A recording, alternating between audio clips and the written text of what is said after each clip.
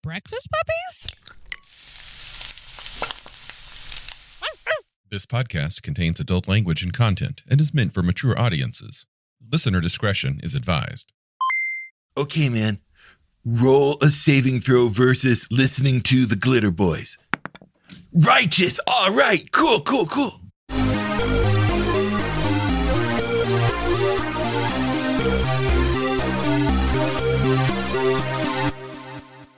Welcome back to the Glitterbois. This time we're talking about our 5 favorite things of Palladium games and systems. This is going to be more of a countdown episode. I'm excited. Yeah, me too. It was really hard to get just to 5, honestly, but I liked the way that 5 favorite flowed, and I figured that we could fit 5 favorite things each into a lot more nicely into an episode than 10, because that could just go on. And on and on and right, on. Yeah. Then we'd be at the 2 hour mark. We're trying to keep these short, and I see that one specifically going long. Well, I'll go ahead and lead this off with number 5 of my countdown. My 5th favorite thing about Palladium systems, believe it or not, mechanical simplicity. I think it's certainly easier to run than AD&D first edition, at least. It's contemporary at the time that it came out. I feel that it is actually a simple system. There are a lot of extra stuff that has added on to it, and there's a lot of modifiers and stuff that you have to look at. But at its base, roll 1d20 versus a modifier, or roll 1d100 versus a modifier. Very simple. Yeah. Once you get into it, once you understand the basic premise, it actually flows quite easily. Yeah. Well, my number 5 is just the tone of the work. There's a lot of less fluff than there is in other stuff. And by fluff, I mean fluff in writing, not fluff as in lore. The writing is put forth in tables. You sometimes have to search through a few books to get to those tables, but just a few. There is a tone to once you get out of the storytelling and world building areas that I like. There's not a lot of, I suppose the word is flavor text. It's info, it's data points, and I really like that, because when I'm looking up what a gun will do, I don't care too much about the history of said gun. I just want to know how far it reaches, what the damage it does, how much the damn thing weighs. You know, I crafted by the ancient elven archers of blah blah blah blah blah blah. You know, I just want to know about the bow, and I really like just the data-oriented portions of the system. Same. Number 4 for me is also, believe it or not, the refusal to enforce any kind of prescribed balancing across the classes. Like, I love the fact that you can open up any of the books, actually, any of the core setting rule books of Palladium games, and you can create a party of protagonists who are diverse in their power levels. And I love that. Yeah. No, I agree. And just to give a quick example to jump in on yours, a few games ago, my character, a bog standard soldier, was speaking to a dragon which could crush him, dominate him, or blow him up magically, or just fry him. I feel that if everyone has different levels, it increases the role play, because you have to talk your way out of situations. You can't just say, I roll a bluff. You literally have to use your mind. And I agree with you 100%. That is so important to have different levels, because threats become more real that way. Agreed. Yeah. Yeah. Like, you just can't expect always to have everyone on the exact same playing field of ability, because then it becomes homogenous, and that's not fun to me. Well, yeah, there's no, the dynamic of a party goes down as well. You don't want to be too democratic with this. You know, you want differences. You want to celebrate them and work around them and make them a part of your continuing story, not just everyone can do everything equally. I think it's very important. That's a good point. For my number 4 of things I appreciate about Palladium, I like the fact that one person had their hand on the whole thing. I like that Kevin Siembieda, is that what we're saying his name is? Sure. Okay. That's what we're going with. And if not, Siembieda. Kevin, if you're listening, please correct us. Please tell us. Please. Or we could just watch something of his on YouTube and figure it out. Yeah, true. I like that one person had creative control of this whole project. In so many different systems, it gets muddied by different takes, reboots, new additions. This was one person's vision. This was one person's playground. And as such, it has a continuity that a lot of other systems don't, because it wasn't made by committee and different pieces shoehorned in together. It was one person, and that one person always knows what that one person is thinking. So it gives a continuity to all the worlds of Palladium that no other system really has. And I think that's very important. Agreed. Yeah, it gives it this weird feeling. That's the only feeling you can get as one person does it. Like when you're playing like Forgotten Realms, you can tell that different people wrote different zones, and they just said, okay, well, that exists over here and that exists over here, and these are But in Palladium, everything went through Kevin, and from what I understand, Kevin will occasionally shoot things down in flames.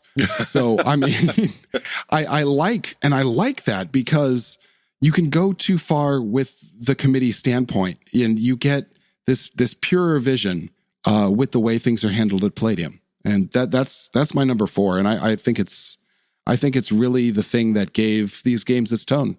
And I agree with you. It is very noteworthy. It is something that brought me into the system because of that tone, that feel that was embedded in the rules. It was wonderful.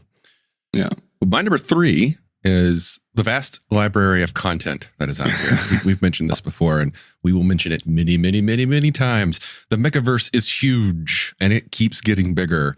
You can do anything. You can go anywhere. Chances are there's a source book or a rule book for that. Yeah, or at least a mention in a Rifter with some basic basic thoughts. My number 3 was fairly similar. It's the scope and breadth of the worlds. There's so much.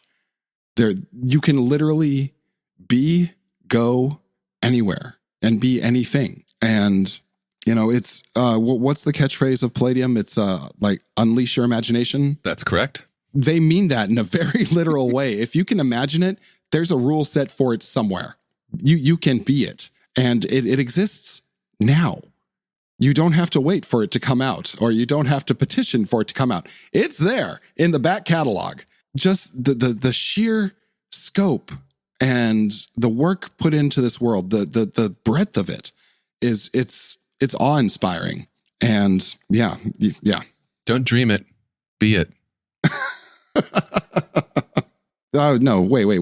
Can we nod that we put Rocky in there for just a second? Let's do that.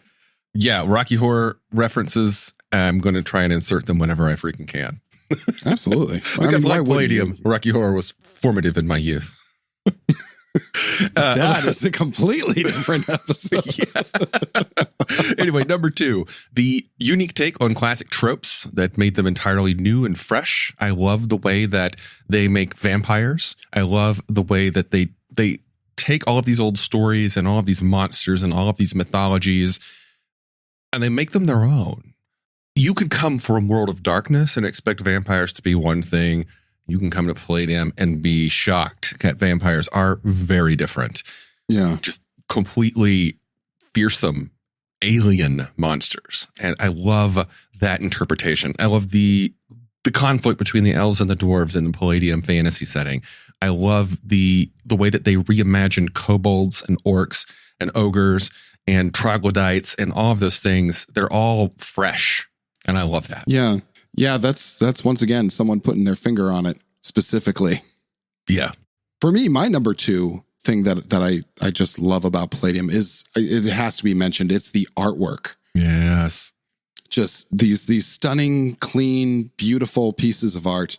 Yeah, if you've never cracked a book, you need to crack a book, if only for the artwork. And I have to say, in years I didn't have a group that was playing Palladium, I still bought books for the artwork, for the lore. There's no other artwork like it. There's many systems that have good art. D&D always has good art, or at least in modern times, let's say.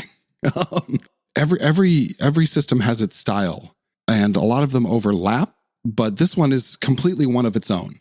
There's no other system with artwork like Palladium. And I think that needs to be noted. And it had such a huge effect on me that it's definitely my number 2. I am kicking myself for not putting it on my list, but again, agreed. The art's amazing. It's the thing that sealed the deal for me. Especially for young me, right? Yeah. I mean, just those clean lines of the mech of Mecha that Kevin Long did was just, so good. So good. Now we reach number 1. Drum roll. Insert sound effect later, maybe. I don't know. Drum roll. Item number 1 on my list. Just the sheer depth of the imagination behind the worlds. The lore, the stories that are being built out, the interconnectivity of everything. And contrary to what you were saying about the rules descriptions, the lore descriptions, on the other hand, are just deep, pages upon pages of these just details on this world. And me being mostly a fantasy gamer, the Palladium fantasy world is so rich. It is my favorite published fantasy setting, and it's because of that lore.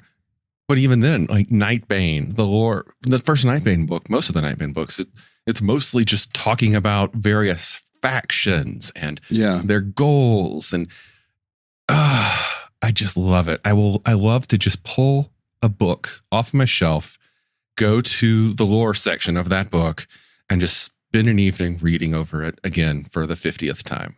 Absolutely. Yeah. And the tone of it, I like that some of it is written by explorers or, people reporting back. It's not just a dry delivery. Each one is a story. And I enjoy that quite a bit. For my number 1, I have to say it's the Megaverse. It's genius. The concept of the Megaverse and the gathering in of all the disparate games under one rule set, one world that they can all play in. There's a lot. I believe I spoke about this in an earlier episode of like the multiverse that's been done before. Heinlein's done it. Filippo Z. Farmer's done it. Michael Moorcock famously did it with the Champion Eternal series. But the Megaverse made it something that you could go in, not just read about. And I grew up with all those Golden Age authors, and they remain my favorites till this day. But the chance to go in to this chaotic, rich, beautiful Megaverse where anything can and will and does happen is like no other experience that is shared in any gaming system. And that's what makes it my number 1. Access to the Megaverse. Mm-hmm. It's such an amazing thing. And God damn it, thank you for putting it out there. What other gaming system talks about the infinite? What other gaming system doesn't have this codified sense of what you can and can't do? You can do anything in Rifts. And, you frequently do. And so, my number 1 is just the sheer appreciation of the Megaverse. All right. And that's our top 5. Join us next time for when we talk about what the Megaverse actually is. I want to carry this topic forward because it's deep. Yeah, this will get a lot of discussion further down the line. Hey, thanks for tuning in, everyone. We'll catch you on the next one. Thanks again.